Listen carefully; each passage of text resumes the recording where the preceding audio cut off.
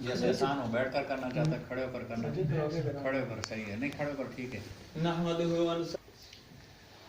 قال اللہ تبارک و تعالی فی القرآن المجید والفرقان الحمید محمد رسول اللہ والذین معه اشداء علی الکفار رحماء بینہم قال النبی صلی اللہ علیہ وسلم اصحابی کالنجوم فبأیہم اقتدیتم اہتدیتم صدق اللہ العظیم۔ معزز سامعین گرامی، جمادی الثانی کا مہینہ اور آج 20 جمادی الثانی ہے۔ آج سے ایک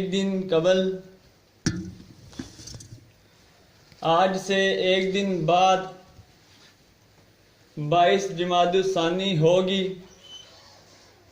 اور یہ 22 جمادی الثانی اس مہینے میں ایک تاریخی دن ہے۔ میں چاہتا ہوں کہ آپ حضرات کو یہ بتاتا چلوں کہ وہ کون سا دن ہے کہ جس کو اس مہینے میں مقبولیت فضیلت حاصل ہوئی ہے۔ 22 جمادی الثانی سسر رسول اول المسلمین اول المؤمنین خلیفۃ المسلمین سید الصحابہ نبی علیہ الصلاۃ والسلام کے غار اور مزار کے ساتھی سیدنا ابو بکر صدیق رضی اللہ تعالی عنہ کا یوم وفات ہے۔ آپ حضرات سے حضرت ابو بکر رضی اللہ تعالی عنہ کی شان میں لب کشائی کرنا چاہتا ہوں۔ رات کا وقت تھا، نبی اکرم صلی اللہ علیہ وآلہ وسلم تشریف فرما تھے، لیٹے ہوئے تھے۔ مومنوں کی ماں حضرت عائشہ رضی اللہ تعالی عنہ آپ صلی اللہ علیہ وآلہ وسلم کے قدموں میں تشریف فرما تھیں اور آسمان کی طرف دیکھا ہے۔ ماں عائشہ کی نظر جب آسمان کی طرف اٹھتی ہے، ماں عائشہ دیکھتی ہیں آسمان پہ ستارے چمک رہے ہیں، ستارے دمک رہے ہیں، آسمان ستاروں سے پر نور ہے، منور ہے۔ ماں عائشہ ستاروں کو دیکھتی جا رہی ہیں۔ جب نظروں کو جھکایا ہے، ماں عائشہ نے آقا سے پوچھا، آقا ذرا یہ تو بتا دیجئے نا کہ آسمان پہ یہ کتنے ستارے ہیں، ان کی تعداد کیا ہے؟ آقا نے فرمایا، عائشہ ان کی تعداد تو لا شمار ہے، بے شمار ہے، یہ گنتی میں نہیں ہے، ان کو کوئی گن سکتا نہیں ہے۔ حضرت عائشہ رضی اللہ تعالی عنہ نے پوچھا، آقا پھر یہ بھی تو بتائیے نا، یہ تعداد بے شمار ہے، ان کو کوئی گن سکتا نہیں ہے، لیکن آپ کے یاروں میں، آپ کے وفاداروں میں، آپ کے جان نثاروں میں، آپ کے حبداروں میں، آپ پر جان نشاور کرنے والوں میں، آپ کے ساتھیوں میں کوئی ایسا صحابی بھی موجود ہے جس کی نیکیاں ان ستاروں سے زیادہ ہو؟ آقا نے فرمایا، عائشہ میرے یاروں میں، میرے وفاداروں میں ایک صاحب موجود ہے، ایک ساتھی موجود ہے، ایک صحابی موجود ہے جس کی نیکیاں ان ستاروں سے بھی زیادہ ہیں، اس کو عمر بن خطاب رضی اللہ تعالیٰ عنہ کہتے ہیں۔ جب آقا نے یہ فرمایا نا کہ عمر کی نیکیاں ان ستاروں سے زیادہ ہیں، تو حضرت عائشہ خاموش ہو جاتی ہیں۔ پیغمبر تو چہرہ شناس تھے، وہ پرکھ گئے، انہوں نے معلوم کر لیا اور پوچھا، عائشہ میرے جواب پر آپ کو تعجب ہوا ہے، آپ خاموش ہو گئی ہیں، آخر وجہ کیا ہے؟ حضرت عائشہ رضی اللہ تعالی عنہ نے فرمایا، آقا آج میری ایک غلط فہمی دور ہو گئی ہے۔ آقا نے فرمایا، عائشہ کیا ہوا، کون سی غلط فہمی دور ہو گئی ہے؟ حضرت عائشہ رضی اللہ تعالی عنہ نے جواب دیا، آقا میں آج تک یہ سمجھ رہی تھی کہ آپ کے وفادار ساتھیوں میں، آپ کے حبدار ساتھیوں میں، آپ کے صحابہ میں میرے ابا صدیق اکبر رضی اللہ تعالی عنہ سے بڑھ کر کوئی نہیں ہو سکتا، لیکن آج جب آپ نے عمر بن خطاب کا نام لیا ہے، میں سمجھ گئی ہوں عمر نیکیوں میں میرے باپ سے آگے بڑھا ہوا ہے، عمر تقوی میں میرے باپ سے آگے بڑھا ہوا ہے، عمر تلاوت میں میرے باپ سے آگے بڑھا ہوا ہے۔ آقا نے فرمایا عائشہ نہیں نہیں، ایسا ہرگز نہیں ہو سکتا، تو نے یہ پوچھا تھا تاروں سے زیادہ نیکیاں کس کی ہیں، عائشہ تو نے یہ تو نہیں پوچھا تھا کہ ساروں سے زیادہ نیکیاں کس کی ہیں۔ عائشہ میں بتاتا ہوں، صدیق اکبر رضی اللہ تعالیٰ عنہ میرے وہ صحابی ہیں کہ ان کی ہجرت کی رات ایک طرف ہے، عمر کی ساری عمر کی نیکیاں ایک طرف ہیں، عمر کی ساری عمر ایک طرف۔ کون عمر؟ آئیے آج میں جملہ دینے لگا ہوں، اہل فکر کو، اہل نظر کو، اہل دل کو، اہل ذوق کو ذرا فکرے کو سنیے گا۔ آقا نے فرمایا عائشہ عمر کی ساری نیکیاں ایک طرف ہیں، تیرے ابا کی ہجرت کی رات کی نیکیاں ایک طرف ہیں۔ ہائے ہائے وہ عمر کہ پیغمبر نے جس کو کعبے کا غلاف پکڑ کے مانگا اس کو عمر بن خطاب کہتے ہیں، اور جس کے کلمہ پڑھنے سے فرشتے آسمان پر جھومنے لگ جائیں اسے عمر بن خطاب کہتے ہیں۔ ہائے ہائے جو کلمہ پڑھے اور کعبہ کا در کھل جائے اسے عمر بن خطاب کہتے ہیں، جو کلمہ پڑھے اور کعبہ کی دہلیز پہ سجدہ شروع ہو جائے اسے عمر بن خطاب کہتے ہیں، اور جس کے آنے سے اسلام کا بول بالا ہو جائے اسے عمر بن خطاب کہتے ہیں، اور جو بولے فرش پر رب قرآن عرش سے بنا کے نازل کر دے اسے عمر بن خطاب کہتے ہیں، اور جو نبی کا مشورہ دے اور اس کا مشورہ شریعت بن کے رب نازل کر دے اسے عمر بن خطاب کہتے ہیں، اور جو دریا کو چٹ لکھے خط لکھے دریا پانی کو جاری کر دے اسے عمر بن خطاب کہتے ہیں، اور زلزلہ آئے عمر دھر نہ مارے قیامت تک کعبے کی زمین پہ زلزلہ نہ آئے اسے عمر بن خطاب کہتے ہیں، اور جس کے بارے میں پیغمبر نے فرمایا عمر تو جہاں سے چل جائے، جہاں سے گزر جائے، جہاں سے تو اپنا راستہ لے لے شیطان تیرا راستہ چھوڑ دے اسے عمر بن خطاب کہتے ہیں، اور جس کے بارے میں پیغمبر نے فرمایا اگر میرے بعد کوئی نبی آنا ہوتا تو عمر بن خطاب ہوتا اسے عمر بن خطاب کہتے ہیں، اور جس کے بارے میں پیغمبر نے فرمایا عمر کسی کا باپ مرتا ہے تو بیٹا روتا ہے، بیٹا مرتا ہے تو باپ روتا ہے، گھر والے روتے ہیں، اہل و عیال روتے ہیں، عمر جب تو دنیا سے جائے گا تو اسلام روئے گا۔ یہ عمر بن خطاب ہیں۔ اس عمر بن خطاب رضی اللہ تعالیٰ عنہ کے بارے میں پیغمبر نے فرمایا عائشہ یہ عمر کی ساری عمر کی نیکیاں ایک طرف تیرے ابا کی ہجرت کی رات کا مقابلہ نہیں کر سکتی ہیں۔ یہ سیدنا صدیق اکبر رضی اللہ تعالیٰ عنہ کی شان ہے۔ آئیے آپ کو ہجرت کی رات کی سیر کرواتا چلو۔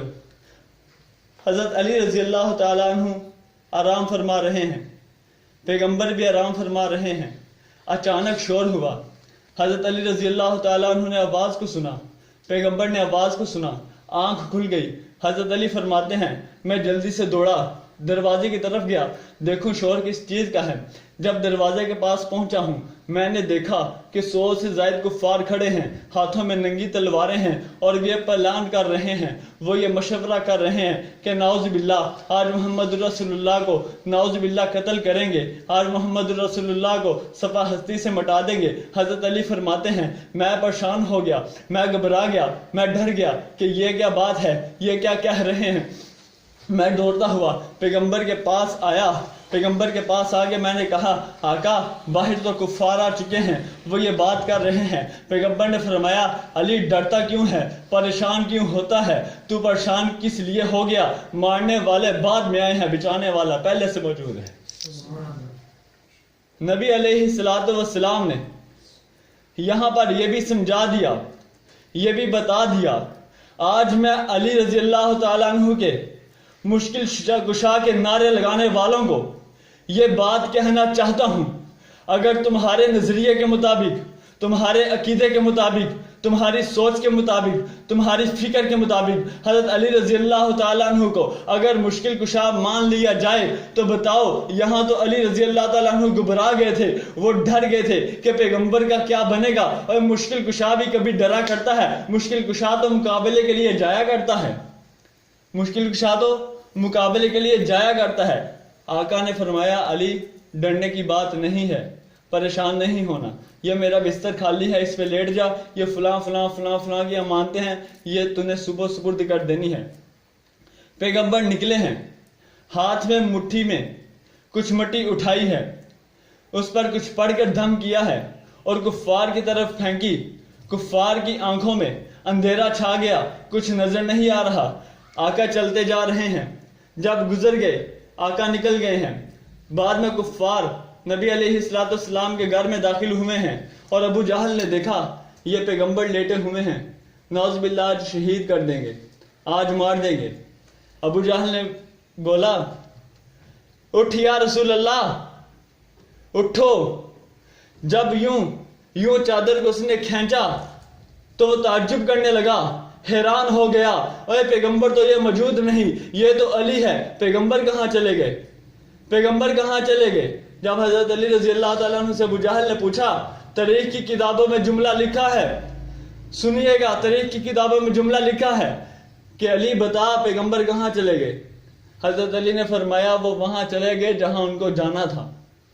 اب علی نے اپنی جان بھی بچانی ہے اور ایمان بھی بچانا ہے, نبوت کا راز بھی بچانا ہے, نبوت کا راز بھی نہیں دیا. فرمایا وہ وہاں چلے گئے جہاں جانا تھا. ابو جہل نے پھر پوچھا کہاں جانا تھا, فرمایا جہاں وہ چلے گئے, جہاں وہ چلے گئے, یعنی جہاں ان کو جانا تھا وہاں وہ چلے گئے. ابو جہل بھی کہہ اٹھا اپنے ساتھیوں سے, یہ نہیں بتائے گا, یہ نبی کا وفادار ساتھی ہے, نبی کا جان نثار ساتھی ہے, جان تو دے سکتا ہے, نبوت کا راز نہیں دے سکتا, یہ نہیں بتائے گا. یہ ابو جہل جانتا ہے کہ پیغمبر اگر اس رات میں جا سکتے ہیں تو وہ کہاں جا سکتے ہیں. اے سنو کافرو, کفار, میری قوم کے لوگوں سنو, اس دنیا میں اس زمین پر اس رات میں ایک وہ ہستی ہے جس کو ابو بکر کہتے ہیں. پیغمبر جا سکتے ہیں, وہ سچا ساتھی ہے, وہ سچا یار ہے, وہ سچا جان نثار ہے, وہ سچا وفادار ہے. پیغمبر اگر جا سکتے ہیں تو ابو بکر کے گھر ہی جا سکتے ہیں.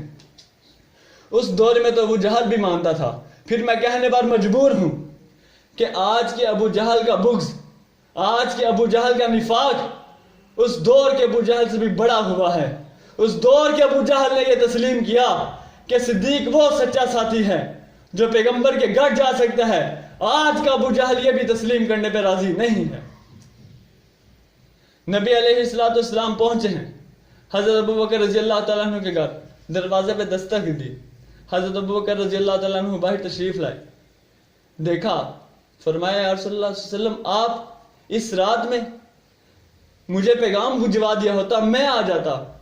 پیغمبر نے فرمایا ابو بکر, رب کو یہی منظور تھا کہ آج نبی چل کے صدیق کے پاس جائے. حضرت ابو بکر کو ساتھ لیا کہ صدیق چلنا ہے. ابو بکر نے یہ نہیں کہا کہ آقا میرے بچے ہیں, رات کا وقت ہے, بیوی ہے, میں کیسے جا سکتا ہوں, تھوڑا آرام کر لیتے ہیں, صبح چلیں گے. فرمایا نہیں, ابو بکر چلنا ہے. چل پڑے, چلتے جا رہے ہیں. جب تھوڑا سا آگے پہنچے حضرت بکر رضی اللہ تعالیٰ عنہ کو آپ علیہ السلام نے فرمایا ابو بکر ذرا جلدی چلو, دشمن پیچھے ہے. ابو بکر چلنا شروع ہو جاتے ہیں. جب آقا کے قدموں پہ ابو بکر کی نظر پڑتی ہے, ابو بکر طرف اٹھتے ہیں. ابو بکر کہتے ہیں آقا رک جائیے. آقا نے فرمایا ابو بکر میں کہہ رہا ہوں جلدی چلو, آپ کہتے ہیں رک جائیے, کیوں رکنا ہے, آخر وجہ کیا ہے. ابو بکر نے کہا آقا مجھ سے برداشت نہیں ہو رہا, میری جان نکل رہی ہے, آپ کے قدموں سے خون بہ رہا ہے, آپ کے قدموں میں کنکر لگ رہے ہیں, کوئی سواری کا انتظام کر لیتے ہیں, کسی سواری پر سوار ہو جاتے ہیں. آقا نے فرمایا ابو بکر اس رات میں سواری کہاں سے ملے گی. ابو بکر کا جملہ سنیے گا, تاریخ کی کتابوں میں سنہری حروف سے لکھا ہوا جملہ. ابو بکر نے کہا آقا آج سواری نہیں تو کیا ہوا, آج سواری ابو بکر کے کندھے ہوں گے, سوار محمد رسول اللہ ہوگا. نبی علیہ السلام حضرت ابو بکر رضی اللہ تعالیٰ عنہ کے کندھوں پر سوار ہوئے. ابو بکر چل پڑے, چلتے جا رہے ہیں. یہاں اہل نظر نے ایک نقطہ لکھا ہے. وہ نقطہ کیا ہے, آپ علیہ السلام کو اللہ پاک نے آخری پیغمبر بنا کر بھیجا اور ختم نبوت کی مہر آپ صلی اللہ علیہ وآلہ وسلم کے کندھوں کے درمیان لگائی ہے. اہل نظر نے یہاں جملہ لکھا ہے کہ نبی علیہ السلام وہ ہیں کہ جو مہر نبوت کو اٹھائے ہوئے ہیں, صدیق وہ ہیں جو وجود نبوت کو اٹھائے ہوئے ہیں. قربان جاؤں میں صدیق تیری صداقت پر, تیری امانت پر, تیری دیانت پر, تیری جان پر, قدموں کی خاک پر کہ تو نبی کو اٹھا کے تو چل رہا ہے, تو جا رہا ہے. جب غار کے پاس پہنچا صدیق نے پیغمبر کو کندھوں سے نیچے اتارا اور کہا آقا رکیے, آپ تھک گئے ہوں گے, آپ تھک گئے ہوں گے، آقا رکیے، تھوڑا انتظار کیجئے، میں ذرا غار کے اندر جا کر کوئی صفائی کر لوں، کوئی کالا اندر بیٹھا نہ ہو، کوئی کالا ڈسنے والا، کوئی ایسا نہ ہو کہ آپ کو کوئی مضی نقصان پہنچا دے۔ ابو بکر گئے ہیں، غار کی صفائی کی ہے، اختصار کے ساتھ، سوراخ تھے، ان کو اپنا کرتا اتار کے ان کو بند کیا، ایک سوراخ بچ گیا، وہاں اپنی ایڑی مبارک کو رکھ دیا، اور آقا تشریف لائے ہیں۔ جب آقا آئے تو ابو بکر نے کہا آقا آرام کیجئے، آرام کیجئے، آج تکیہ بھی صدیق کی گود ہوگی اور سر آقا کا ہوگا۔ جب آرام کر رہے تھے تو صدیق اکبر رضی اللہ تعالیٰ عنہ کی آنکھوں سے آنسو جاری ہو گئے، پیغمبر کے رخسار مبارک پر گرے، پیغمبر کی آنکھ کھلی، فرمایا صدیق کیا بات ہے، روتا کیوں ہے، پریشان کیوں ہوتا ہے؟ حضرت ابوبکر رضی اللہ تعالیٰ عنہ نے فرمایا آقا سانپ نے ڈس لیا ہے۔ یہاں جملہ لکھنے والوں نے یوں کہا کہ سانپ ڈستا رہا، ابو بکر ہنستا رہا، اور یہ خوشی کے آنسو تھے کہ آج نبی کی محبت میں صدیق کو بھی کالے نے نہیں چھوڑا، اور وہ جدا کرنا چاہتا تھا۔ آج سے 1400 سال پہلے رب نے صدیق کو پیغمبر کے ساتھ جوڑ کر یہ بتا دیا کہ یہ بلا فصل ہے، فاصلہ کوئی نہیں ہے۔ پیغمبر کے سر میں صدیق کا صدیق کی گود میں پیغمبر کا سر رکھ کر رب نے یہ دکھا دیا کہ یہ بلا فصل ہے، فاصلہ کوئی نہیں ہے۔ آج بعض لوگ صدیق اکبر رضی اللہ تعالیٰ عنہ کو بلا فصل نہیں مانتے، وہ کہتے ہیں بلا فصل یہ نہیں ہے، بلا فصل حضرت علی رضی اللہ تعالیٰ عنہ ہے۔ میں کہتا ہوں رب نے 1400 سال پہلے صدیق اکبر رضی اللہ تعالیٰ عنہ کے بلا فصل ہونے کا اعلان کر دیا ہے۔ اگر تو صدیق اکبر کو بلا فصل نہیں مانتا تو میں یہ کہنے پر مجبور ہوں تو رب کو بھی نہیں مانتا۔ جو رب کو نہیں مانتا پھر اس کو ایماندار نہ کہنا، یہ مجبوری بن جاتی ہے، یہ مجبوری ہو جاتی ہے۔ سیدنا صدیق اکبر رضی اللہ تعالیٰ عنہ کی ایڑی پر نبی علیہ الصلوۃ والسلام نے اپنا لعاب لگایا ہے اور پوچھا صدیق اب بتا درد کیسی ہے؟ صدیق اکبر رضی اللہ تعالیٰ عنہ نے جواب دیا آقا اب تو یوں محسوس ہوتا ہے جیسے کسی نے ڈسا ہی نہیں تھا۔ یہ نبی کے لعاب کی شفا تھی جو صدیق کی ایڑی پہ لگا۔ یہی لعاب ایک دن حضرت علی کی آنکھوں پہ لگا تھا، اور یہی لعاب اس رات صدیق اکبر کی ایڑی پہ لگا ہے۔ لوگوں ہمیں صدیق اکبر کی شان بیان کرنے پر تانے دیے جاتے ہیں، ہمیں صدیق اکبر کی شان بیان کرنے سے روکا جاتا ہے۔ میں کہنا چاہتا ہوں ابو بکر تو نبی کے وہ ساتھی ہیں کہ جب سب نفرت کرنے والے تھے جو پیار کر رہا تھا اسی کو تو ابو بکر کہتے ہیں، جو سب انکار کرنے والے تھے جو اقرار کر رہا تھا اسی کو ابو بکر کہتے ہیں، جو سب تکذیب کر رہے تھے جو تصدیق کر رہا تھا اسی کو ابو بکر کہتے ہیں، جس نے سب سے پہلے پیغمبر کا کلمہ پڑھا تھا اسی کو ابو بکر کہتے ہیں، جس کو پیغمبر کے ساتھ دینے پر مارے پڑی تھی اسی کو تو ابو بکر کہتے ہیں۔ میں کہنا چاہتا ہوں کہ جب سب نے پیغمبر کو بلا دیا تھا، جس نے پیغمبر کو یاد رکھا تھا اسی کو تو ابو بکر کہتے ہیں، جس کی پہلی لبیک کہتے ہوئے پیغمبر کے بلانے پر جو آتا تھا اسی کو ابو بکر کہتے ہیں۔ نبی کے غار کے ساتھی کو ابو بکر کہتے ہیں، نبی کے مزار کے ساتھی کو ابو بکر کہتے ہیں، نبی کے بچپن کے ساتھی کو ابو بکر کہتے ہیں، نبی کے بڑھاپے کے ساتھی کو ابو بکر کہتے ہیں، نبی کے شباب کے ساتھی کو ابو بکر کہتے ہیں، نبی کی جوانی کے ساتھی کو ابو بکر کہتے ہیں، جو احد میں نبی کے ساتھ گیا اسے ابو بکر کہتے ہیں، جو خیبر میں نبی کے ساتھ رہا اسے ابو بکر کہتے ہیں، جو بدر میں نبی کے ساتھ رہا اسے ابو بکر کہتے ہیں، اور جس نے اپنا سارا مال نبی کے قدموں میں لا کر نچھاور کر دیا اسے ابو بکر کہتے ہیں، اور جس کے پیسوں سے مسجد نبوی تعمیر کی گئی اسے ابو بکر کہتے ہیں، اور جس کا سارا خاندان ہجرت کی رات پیغمبر کی خدمت میں مصروف تھا اسے ابو بکر کہتے ہیں، اور جب حضرت فاطمہ رضی اللہ تعالیٰ عنہ بیمار ہوتی ہیں جس کی بیوی نے حضرت فاطمہ کی خدمت کی ہے اسے ابو بکر کہتے ہیں، اور جو حضرت علی اور حضرت فاطمہ کے براتی بنے ہیں اسے ابو بکر کہتے ہیں، اور جو حضرت علی اور حضرت فاطمہ کے نکاح کے گواہ بنے ہیں اسی کو تو ابو بکر کہتے ہیں۔ آج ابو بکر کی شان بیان کرنے سے روکا جاتا ہے، منع کیا جاتا ہے، اور ہمارا مطالبہ اس کو نظر انداز کیا جاتا ہے۔ ہم مطالبہ یہ کرتے ہیں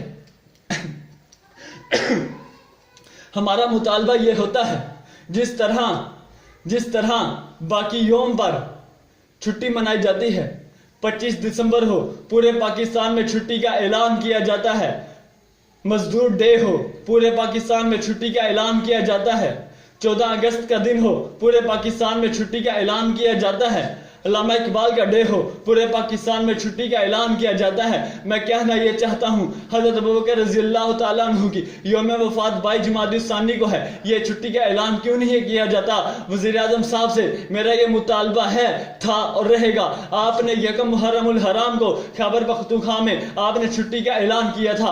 آپ کو عوام نے خراج تحسین پیش کیا تھا. ہمارا مطالبہ یہ ہے، آپ سے درخواست یہ ہے، آپ سے گزارش یہ ہے، جس طرح آپ نے یکم محرم الحرام کو چھٹی کا اعلان کر کے خراج تحسین لیا تھا، آج بھی 22 جمادی الثانی پیر والے دن حضرت ابوبکر رضی اللہ تعالیٰ عنہ کی یوم وفات ہے، چھٹی کا اعلان کیا جائے، چھٹی کا اعلان کیا جائے تاکہ لوگوں کو پتہ لگے. جس طرح ہم کہتے ہیں نا جی یہ بتائیے 25 دسمبر کو چھٹی ہے، آج کیا ہوا تھا؟ بچے کی زبان میں ہوتا ہے جی آج 25 دسمبر ہے، جی قائد اعظم ڈے ہے، جی علامہ اقبال ڈے ہے، فلانا ڈے ہے، فلانا ڈے ہے. جس طرح بچوں کو یہ دن یاد ہیں، ہمارا مطالبہ اس طرح ہے کہ جب یہ چھٹی کی جائے گی تو بچے کو پتا ہوگا آج 22 جمادی الثانی ہے، یہ یوم وفات حضرت ابوبکر رضی اللہ تعالیٰ عنہ کی وفات کا دن ہے. اس طرح بچوں کو جب پتہ چلے گا، ہر بچے کے دل میں صحابہ کی محبت پہلے بھی تھی، پہلے سے زیادہ اجاگر ہوگی، بچوں کو یہ نظریہ معلوم ہوگا. اللہ رب العزت سے دعا ہے جو کہا گیا سنا گیا ہمیں اس پر عمل کرنے کی توفیق عطا فرمائے.